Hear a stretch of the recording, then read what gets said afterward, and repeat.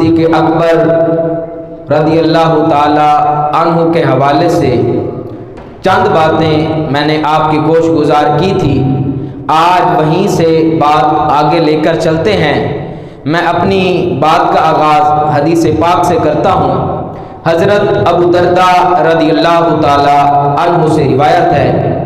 آپ فرماتے ہیں نبی کریم صلی اللہ علیہ وآلہ وسلم نے ارشاد فرمایا صحابہ جمعہ کے دن مجھ پر کثرت سے درود پڑھا کرو. پوچھا گیا کیوں؟ فرمایا اس لیے کہ اس دن فرشتے حاضر ہوتے ہیں اور جو بندہ مجھ پر درود پڑھتا ہے وہ مجھے پہنچتا ہے. صحابہ کرام نے عرض کی یا رسول اللہ صلی اللہ علیہ وسلم بعد وفاتی کا، کیا آپ کی وفات کے بعد بھی آپ پر درود پڑھیں؟ میرے مصطفیٰ کریم صلی اللہ علیہ وآلہ وسلم نے ارشاد فرمایا نعم بعد وفاتی ان اللہ حرم علی الارض ان تأکل اجساد الانبیاء فنبی اللہ حی یرزق. فرمایا کہ ہاں میرے صحابہ میری وفات کے بعد بھی کیوں اللہ نے زمین پر حرام کر دیا ہے کہ وہ انبیاء کرام کے اجسام کو کھائے. تو میں نے پچھلی جمعے پر جو بات ختم کی تھی وہ یہاں پر ختم کی تھی کہ حضرت ابو بکر صدیق رضی اللہ تعالی عنہ نے جب حضرت بلال رضی اللہ تعالی عنہ کو مہنگے داموں خرید کر آزاد کیا تو حضور نے اس بات کو بعد میں بھی یاد رکھا. اور کس انداز میں یاد رکھا؟ ترمذی شریف کی حدیث ہے مولا کائنات حضرت علی المرتضیٰ رضی اللہ تعالی عنہ آپ فرماتے ہیں کہ ایک مرتبہ میں بارگاہ رسالت مآب میں حاضر ہوا. آقا کریم صلی اللہ علیہ وآلہ وسلم نے اچانک دعا فرمائی رحمہ اللہ علی ابی بکر، اے اللہ ابو بکر پر رحمت نازل فرما. پوچھا گیا یا رسول اللہ اچانک ابو بکر کے لیے آپ نے دعا فرمائی، کون سی بات یاد آ گئی جس کی وجہ سے ابو بکر پر آپ نے رحمت کی دعا فرما دی؟ میرے مصطفیٰ کریم صلی اللہ علیہ وسلم نے آپ نے ارشاد فرمایا پہلی بات تو یہ ہے کہ ابو بکر پر اللہ اس لیے رحمت فرمائے کہ زوجنی ابنتہ، کہ ابو بکر نے اپنی بیٹی کا نکاح مجھ سے کیا ہے.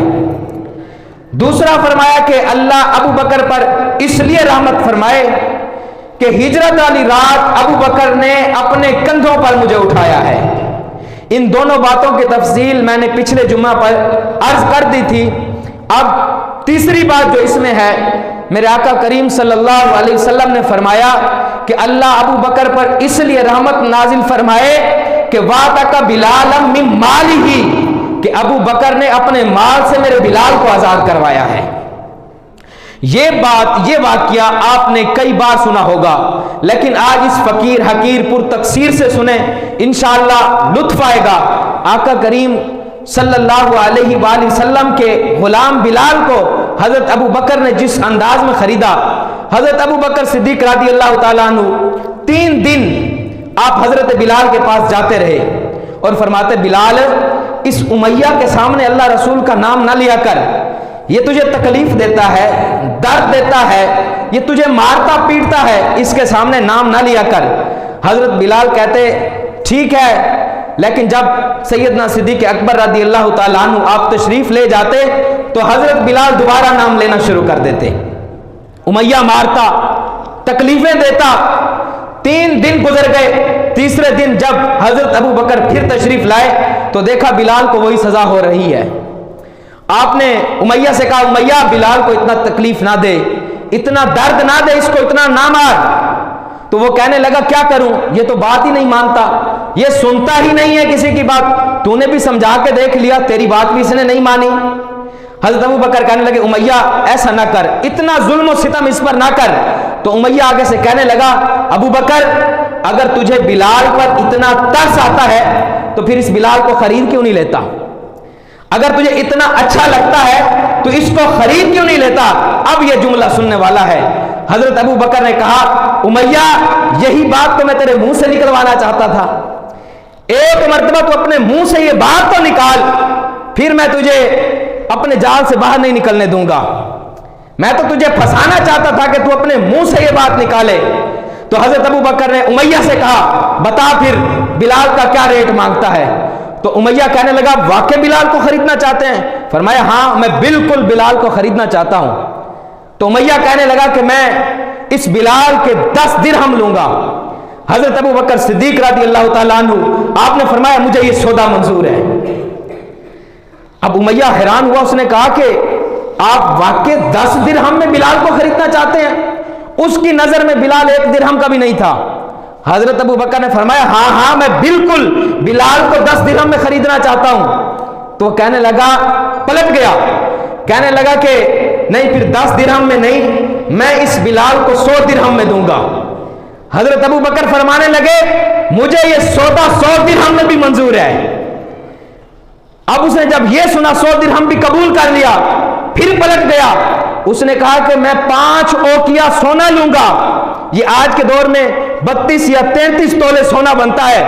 حضرت ابو بکر نے فرمایا 10 درہم سے 100 درہم پہ چلا گیا, 100 درہم سے 5 اوقیہ سونے پہ چلا گیا. فرمایا کہ مجھے یہ سودا پھر بھی منظور ہے. اب پھر وہ بازی پھر پلٹ گیا, کہنے لگا کہ آپ کے پاس ایک غلام ہے اور اس غلام کے بھی آگے غلام ہے, کہا کہ میں وہ غلام بھی لوں گا. حضرت ابو بکر نے فرمایا پہلے 10 درہم, پھر 100 درہم, پھر 5 اوقیہ سونا پر آ گیا. اب میرا وہ غلام بھی لینا چاہتا ہے جس کے آگے غلام ہے. فرمایا کہ مجھے سودا پھر بھی منظور ہے. فرمایا مجھے سودا پھر بھی منظور ہے. اب تاجر کھڑے تھے پاس, کہنے لگے امیہ سودا طے کیوں نہیں کرتا, تو بار بار بازی پلٹتا جا رہا ہے, طے کر بات, ابو بکر کو بیچ غلام. اب وہ امیہ کہنے لگا آج تو میں نے صدیق اکبر کو لوٹ لیا, آج تو میں نے ابو بکر سے اس کا سارا مال ہی چھین لیا ہے. اب کہا کہ لے آؤ پیسے اور لے جاؤ بلال کو. حضرت ابو بکر رضی اللہ تعالیٰ عنہ نے فوراً پیسے اس کے منہ پر مارے اور بلال کو اپنے ہاتھوں میں لے لیا. اور جب بلال کو اپنے ہاتھوں میں لے لیا, امیہ ہاتھوں میں پیسے لے کر یوں دکھانے لگا اور دانت نکالنے لگا. حضرت ابو بکر صدیق رضی اللہ تعالیٰ عنہ نے فرمایا او بدبخت امیہ دانت کس لیے نکالتا ہے؟ وہ کہتا ہے ابو بکر میں تو تجھے بڑا سمجھدار سمجھتا تھا, میں تو سمجھتا تھا تو بڑا تاجر ہے, تو نے بڑے بڑے سودے کیے ہیں, لیکن آج تو میں نے تجھے لوٹ لیا ہے. آج تو نے خسارے کا سودا کر لیا ہے. اگر اس بلال کو تو مجھ سے 1 درہم کا بھی خریدتا تو میں تجھے دے دیتا, لیکن میں نے تو تیرا سارا مال ہی چھین لیا, میں نے تو تجھے آج لوٹ لیا ہے. سنیں یہ جملہ عاشقوں کو لطف دے گا. حضرت ابو بکر نے کہا امیہ تو سمجھتا ہے کہ تو نے مجھے لوٹ لیا ہے. فرمایا کہ ابو بکر نے اپنی زندگی میں بڑے بڑے سودے کیے ہیں, بڑے بڑے تاجروں سے معاملات طے کیے ہیں, میں نے جس طرح تجھے لوٹا ہے اس طرح کسی کو لوٹا ہی نہیں ہے. جس طرح میں نے تجھے لوٹا ہے میں نے کسی کو لوٹا ہی نہیں ہے. امیہ پریشان ہو گیا, یہ کیا بات ہوئی؟ کہنے لگا کیا بات ہے, تو نے مجھے کس طرح لوٹ لیا ہے؟ حضرت ابو بکر فرمانے لگے امیہ بتا کس وجہ سے تو بلال کا اتنا مول نہیں سمجھتا, اتنی قیمت نہیں سمجھتا؟ کہنے لگا یہ تو غبی ہے, ذہن اس کا نہیں ہے, کند ذہن ہے, یہ تو باتیں سمجھتا نہیں ہے. کتنی دفعہ اس کو کہا ہے نام نہ لے اللہ رسول کا, نام لیتا ہے مجھ سے مار کھاتا رہا, آپ نے بھی روکا نہیں رکا. یہ تو غبی الذہن ہے, کند ذہن ہے, یہ تو بات کو نہیں سمجھتا. اب جب اس نے امیہ نے یہ بات کی, کہا یہ اس کے اندر عیب ہے, اس کی وجہ سے اس کی تو کوئی قیمت نہیں. تو سنیں سیدنا صدیق اکبر نے کیا کہا, آپ نے فرمایا امیہ جن باتوں کو تو بلال میں عیب سمجھتا ہے انہی خوبیوں کی وجہ سے تو میں نے بلال کو خریدا ہے, انہی خوبیوں کی وجہ سے تو میں نے بلال کو خریدا ہے. اب حضرت ابو بکر صدیق رضی اللہ تعالیٰ عنہ نے حضرت بلال کو خریدا اور حضور کی بارگاہ میں لے گئے. مولانا روم نے مصنوی شریف میں یہ لکھا, حضرت بلال کو جب خرید کر حضور کی بارگاہ میں لے گئے, میرے آقا نے حضرت بلال کو اپنے سینے سے لگایا اور آقا کریم صلی اللہ علیہ وسلم کی چشمان مبارک سے آنسو جاری ہو گئے. حضرت بلال کو سینے سے لگایا, جب حضرت بلال کو ہوش آئی تو حضور اکرم صلی اللہ علیہ وسلم آپ نے فرمایا ابو بکر جب بلال کو خریدنے کے لیے جا رہے تھے یار آدھے پیسے مجھ سے بھی لے لیتے, مجھے بھی اس میں شریک کر لیتے. واہ بلال تیرے مقدر پہ قربان جائیں, تیرے خریداروں میں رسول اللہ کی خواہش بھی ہے. اب جب یہ بات کی میرے آقا نے, ابو بکر مجھے بھی شریک کر لیتے, آدھے پیسے مجھ سے بھی لے لیتے. حضرت ابو بکر نے جب یہ بات سنی تو آپ رو پڑے, آنکھوں سے آنسو جاری ہو گئے, کہنے لگے یا رسول اللہ حال انا و مالی الا لک یا رسول اللہ, یا رسول اللہ کیا میں اور میرا مال آپ کا نہیں ہے, کیا میں اور میرا مال آپ کا نہیں ہے؟ میرے آقا نے فرمایا ابو بکر کیوں نہیں, تو بھی میرا ہے, تیرا مال بھی میرا ہے. تو ابو بکر کہنے لگے وہ بات کہی جو آج ہمارا سنیوں کا عقیدہ ہے, اور یہ ہمارا عقیدہ سیدنا صدیق اکبر والا عقیدہ ہے. حضرت ابو بکر صدیق نے کہا یا رسول اللہ آپ کیا کہتے ہیں, میں آپ سے آدھے پیسے لے لیتا, آپ کو شریک کر لیتا, جب میں بھی آپ کا ہوں, میرا مال بھی آپ کا ہے. یا رسول اللہ پھر یہ تو نہ کہیں کہ مجھے شریک بنا لے. یا رسول اللہ شریک تو وہ ہوتا ہے جو پارٹنر ہو, شریک تو وہ ہوتا ہے جو آدھے کا مالک ہو, شریک تو وہ ہوتا ہے جو نصف کا مالک ہو. یا رسول اللہ آپ حبیب ہیں, ہم آپ کو شریک نہیں مانتے, حبیب مانتے ہیں. جو حبیب ہوتا ہے وہ آدھے کا نہیں, وہ کل کا مالک ہوتا ہے. جو حبیب ہوتا ہے وہ آدھے کا نہیں, وہ تو کل کا مالک ہوتا ہے. تو یہ صدیق اکبر نے ہمیں عقیدہ بھی دیا. دوسری بات, سیدنا صدیق اکبر رضی اللہ تعالیٰ عنہ سیرت حلبیہ اور دیگر کتب میں یہ بات لکھی ہوئی ہے کہ حضرت سیدنا ابو بکر صدیق رضی اللہ تعالیٰ عنہ کا جب آخری وقت آیا, آپ نے فرمایا کہ حضرت علی المرتضیٰ رضی اللہ تعالیٰ عنہ کو بلایا جائے. حضرت علی رضی اللہ تعالیٰ عنہ تشریف لائے. جب آپ تشریف لائے, حضرت ابو بکر نے فرمایا یا علیجو اذا انا متو, اے علی جب میں وفات پا جاؤں پھر کیا کرنا؟ فرمایا انت غسلتنی, علی پھر تو مجھے غسل دینا, علی پھر تو مجھے غسل دینا. کیسے؟ فرمایا کہ بالیدی غسلت رسول اللہ صلی اللہ علیہ وسلم, علی ان ہاتھوں کے ساتھ غسل دینا جن ہاتھوں کے ساتھ تو نے رسول اللہ کو غسل دیا ہے. اور پھر فرمایا وَكَفِّنُونِي وَحَنِّتُونِي, علی جب مجھے غسل دے دینا تو پھر مجھے جب مجھے غسل دے دینا پھر مجھے کفن پہنانا, پھر مجھے خوشبو لگانا. جب یہ کر لینا پھر فرمایا کہ پھر وہ حملتنی الی باب رسول اللہ صلی اللہ علیہ وسلم, علی پھر مجھے رسول اللہ کے دروازے پر لے جانا, وہاں رکھ دینا, اجازت مل جائے تو روزے کے اندر دفنا دینا, اجازت نہ ملے تو عام قبرستان میں دفنا دینا. حضرت علی رضی اللہ تعالیٰ عنہ نے سیدنا صدیق اکبر رضی اللہ تعالیٰ عنہ کو وفات کے بعد غسل دیا, کفن پہنایا, خوشبو لگائی, اور پھر اپنے کندھوں پر اٹھا کر دربار رسالت میں لے گئے. ہم کہتے ہیں, ہم تو ابو بکر کو صدیق بھی اس لیے کہتے ہیں کہ علی بھی ان کو اپنے کندھوں پر اٹھا کے چلتے ہیں.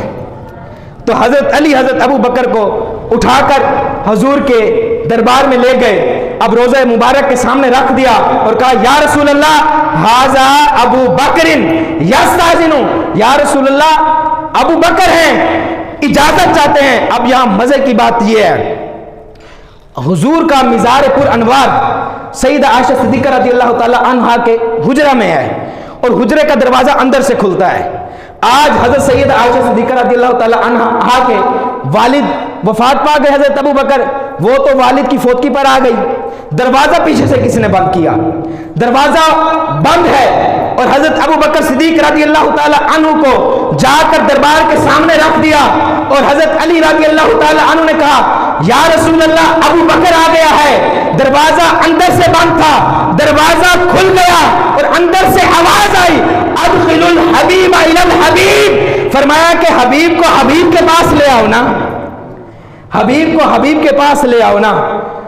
اب دروازہ بند تھا, اندر سے کس نے دروازہ کھلا اور کہاں سے آواز آئی؟ تو صدیق اکبر کا یہ مقام ہے. اور حضرت ابو بکر صدیق رضی اللہ تعالیٰ عنہ کے بارے میرے آقا نے خود فرمایا ما فاق ابو بکر بکثرت الصلاۃ والصوم الا وقر فی قلبہ وفی روایت ولکن بالسر الذی وقر فی قلبہ. فرمایا کہ ابو بکر کو یہ جو فوقیت حاصل ہے, ابو بکر کو یہ جو افضلیت حاصل ہے, یہ اس لیے حاصل نہیں ہے کہ ابو بکر جو ہے ان کی نمازیں زیادہ ہیں, اس لیے نہیں ہے کہ ابو بکر کے روزے زیادہ ہیں. فرمایا کہ ولکن بالسر الذی وقر فی قلبہ, یہ اس وجہ سے ہے کہ ابو بکر کے دل میں کوئی راز ہے. اب وہ راز کیا ہے؟ علماء نے پردہ اٹھایا. بعض نے کہا کہ وہ راز ابو بکر کے اندر جو ایمان ہے وہ ہے, بعض نے کہا وہ عمل ہے, بعض نے کہا وہ ثواب ہے. لیکن आशिकों ने जो तफसील की है वो ये की है कि जिसकी वजह से अबू बकर को ये फौकियत हासिल है, अबू बकर को ये फजीलत हासिल है, फरमाया कि वो राज जो अबू बकर के दिल में है, फरमाया हुब्बु नबीसिकुम, वो तुम्हारे नबी की मोहब्बत है, वो तुम्हारे नबी की मोहब्बत है। और कैसी मोहब्बत है, कैसी मोहब्बत है। हिजरत वाली रात हजरत अबू बकर सिद्दीक रज़ी अल्लाह ताला अन्हु जब गार में तशरीफ ले गए तो आपने आपकी गोद में रसूलुल्लाह सल्लल्लाहु अलैहि वसल्लम ने आराम फरमाया, पांव पर सांप ने काटा। जब सांप ने काटा तो हजरत अबू बकर ने कहा, काटता रहे, तू तो है ही सांप, तेरा काम ही काटना है। यहां पे एक जुमला देने लगा हूं, इसको समझना। आज जो लोग सैयदना सिद्दीक अकबर रज़ी अल्लाह ताला अन्हु के खिलाफ बकबक करते हैं, उन तफसीलियों और राफियों को यह जवाब है। फरमाया कि जब सिद्दीक और नबी एक साथ थे तो सांप काटता रहा, पता चला सांप सिद्दीक और नबी को एक साथ देख ही नहीं सकता। यह सिफत तो सांप के अंदर है, वो सिद्दीक और नबी को एक साथ नहीं देख सकता। तो ये मकाम है हजरत सैयदना सिद्दीक अकबर रज़ी अल्लाह ताला अन्हु का। और बड़े बड़े उलमा ने इस बात को लिखा, बड़े बड़े उलमा ने लिखा कि हजरत अबू बकर सिद्दीक रज़ी अल्लाह ताला अन्हु जब गार के पास पहुंचे तो आपने कहा, या रसूल अल्लाह आप यहां तशरीफ रखें, बाहर खड़े हो जाएं, मैं अंदर जाता हूं, गार की सफाई करता हूं, पहले आप फिर तशरीफ ले आइएगा। हजरत अबू बकर गए, जाकर गार की सफाई की, फिर कहा या रसूल अल्लाह आप तशरीफ ले आए। अबू बकर ने सफाई की, फिर कहा या रसूल अल्लाह आप तशरीफ ले आए। उलमा ने यहां पे नुक्ता दिया, फरमाया कि लोगों, अगर तुम अपने दिलों में मुस्तफा को बसाना चाहते हो, पहले सिद्दीक अकबर को अपने दिलों में आने दो। अबू बकर तुम्हारे दिलों की गार की तरह सफाई करेंगे, फिर नबी भी तुम्हारे दिलों में तशरीफ ले आएंगे। तो ये वो सिद्दीक अकबर रज़ी अल्लाह ताला अन्हु हैं। और फिर गार के अंदर हजरत अबू बकर सिद्दीक रज़ी अल्लाह ताला अन्हु ने पहरा दिया और गार के बाहर कबूतरी ने पहरा दिया। उलमा ने ये बात लिखी है कि उसी कबूतरी की नस्ल आज भी मक्का और मदीना के बाहर है। जिसने बाहर पहरा दिया था उस कबूतरी की नस्ल आज भी मक्का और मदीना के बाहर है। दूसरे लफ्जों में मैं आपको यूं समझा देता हूं, जिसने गार के बाहर पहरा दिया था वो कबूतरी, उसकी नस्ल आज भी रोज़े मुस्तफा के बाहर है। और जिस सिद्दीक अकबर ने गार के अंदर पहरा दिया था वो आज भी मुस्तफा के दरबार के अंदर है, वो आज भी मुस्तफा के साथ है। तो ये मकाम है सैयदना सिद्दीक अकबर रज़ी अल्लाह ताला अन्हु का, मोहब्बत की रसूलुल्लाह से। कभी जा रहे हैं सफर हिजरत में तो कभी चल के हुजूर के सामने आ जाते हैं, कभी चल के हुजूर के दाएं आ जाते हैं, कभी चल के हुजूर के बाएं आ जाते हैं, कभी चल के हुजूर के पीछे आ जाते हैं। मेरे आका ने पूछा, अबू बकर ये क्या करते हो? कभी इधर, कभी इधर, कभी इधर, कभी पीछे। कहा या रसूल अल्लाह, बात यह है जब डर होता है दुश्मन सामने से हमला करेगा मैं सामने आ जाता हूं, जब डर होता है दुश्मन दाएं से हमला करेगा मैं दाएं जानिब आ जाता हूं, जब डर होता है दुश्मन बाईं तरफ से हमला करेगा मैं बाईं तरफ आ जाता हूं, जब डर होता है दुश्मन पीछे से हमला करेगा मैं पीछे की तरफ आ जाता हूं। अच्छा, यहां यह बात समझने वाली है, अगर दुश्मन हमला कर भी देता तो सैयदना सिद्दीक अकबर रज़ी अल्लाह ताला अन्हु पहले शहीद हो जाते, तो फिर उसके बाद जो बारी आनी थी तो उन्होंने तीर मेरे मुस्तफ़ा करीम सल्लल्लाहु अलैहि वसल्लम की जात पर चलाना था, तो काम तो वही हो जाना था, उनको भी तीर लग जाना था, उनको भी तीर लग जाना था। लेकिन हजरत अबू बकर ऐसे आगे क्यों आते थे? फरमाया इसलिए कि ये एक आशिक है। आशिक कभी ये नहीं चाहता कि मेरे सामने मेरे होते हुए पहले मेरे महबूब को तीर लगे, मेरे सामने मेरे महबूब को कोई तकलीफ ना हो। तो सिद्दीक अकबर रज़ी अल्लाह ताला अन्हु मेरे आका के सच्चे आशिक थे। आज बाज लोग उम्मत का जो इजमाई अकीदा है सैयदना सिद्दीक अकबर अफजलुल बशर बादल अंबिया हजरत अबू बकर सिद्दीक रज़ी अल्लाह ताला अन्हु की शान को कम करना चाहा और ये कहना चाहा कि भाई हजरत अली जो हैं वो घर वाले हैं और अबू बकर और बाकी सहाबा ये दर वाले हैं। घर वालों की फजीलत ज्यादा होती है, दर वालों की कम होती है, ये बाहर वाले हैं। भाई ये तुम्हारा जाब्ता ही गलत है, ये तुम्हारी बात ही गलत है। ये जाब्ता बन ही नहीं सकता कि घर वालों की फजीलत ज्यादा हो और दर वालों की कम हो, बात ये हो नहीं सकती, ये तो कानून ही नहीं है। क्यों? आप मुझे बताएं, जो चाचा होता है ये तो घर का हिस्सा होता है ابو لہب میرے نبی کے چچا تھے، تو ابو لہب میرے نبی کے چچا تھے لیکن حضور پر ایمان نہیں لائے، آج دوزخ کی آگ میں ہیں۔ تو بتاؤ یہ تو گھر والا تھا اور بلال در والا تھا، ابو لہب افضل ہے یا بلال افضل ہے؟ بلال افضل ہے۔ تو تمہارا کہنا کہاں گیا کہ در والوں کی فضیلت نہیں؟ گھر والوں کی، وہ در والا بازی لے گیا گھر والوں سے، اور پھر حضرت نوح علیہ السلام کا بیٹا باپ پر ایمان نہیں لایا، باقی امتی اور لوگ ایمان لے آئے، نوح علیہ السلام کا بیٹا ایمان نہیں لایا۔ اب مجھے بتائیں حضرت نوح علیہ السلام کا بیٹا افضل ہے یا وہ لوگ افضل ہیں جو حضرت نوح علیہ السلام پر ایمان لے کر آئے؟ ظاہری بات ہے ہر بندہ یہی جواب دے گا، جو ایمان لے کر آئے وہی افضل ہے۔ تو بات یہی ہے کہ جس نے لا الہ الا اللہ محمد رسول اللہ کے ساتھ وفا کی ہے بات اسی کی چلے گی، نہ بات گھر والوں کی ہے نہ در والوں کی ہے۔ اور بالخصوص جن صحابہ کو لوگ یہ کہتے ہیں یہ در والے ہیں، وہ تو ویسے در والے نہیں، وہ تو ہیں ہی گھر والے، وہ تو ویسے ہی گھر والے ہیں۔ بتائیں سسر گھر والا ہوتا ہے یا باہر والا ہوتا ہے؟ اگر آپ کا سسر آئے گھر میں تو آپ اس کو دروازے پہ بٹھائیں گے، اگلے دن آپ کو روٹی ملے گی؟ بیوی کہے گی بڑی بات ہے، تو نے میرے باپ کو دروازے کے باہر بٹھا دیا، میں بھی اپنے باپ کے ساتھ جا رہی ہوں، اپنا کھانا پینا خود کرتے رہنا۔ تو سسر جو ہوتا ہے وہ گھر کا حصہ ہوتا ہے۔ تو حضرت ابو بکر نے تو حضور کو اپنی بیٹی دی ہے، یہ تو گھر والے ہوئے۔ اور حضرت عمر انہوں نے بھی بیٹی دی حضرت حفصہ، وہ بھی حضور کے گھر والے ہوئے۔ اور پھر حضرت علی کو اگر ایک سیدہ فاطمہ زہرا رضی اللہ تعالی عنہا ملی ہیں تو عثمان غنی کو 2 بیٹیاں بھی ملی ہیں، وہ بھی ذوالنورین ہوئے۔ تو یہ تو ویسے بھی گھر والے ہوئے۔ اللہ کریم سے دعا ہے اللہ تعالی ہمیں اس دور کے جو عجیب و غریب فتنے ہیں اللہ تعالی ہم سب کو ان فتنوں سے محفوظ فرمائے۔ وما علینا الا البلاغ المبین۔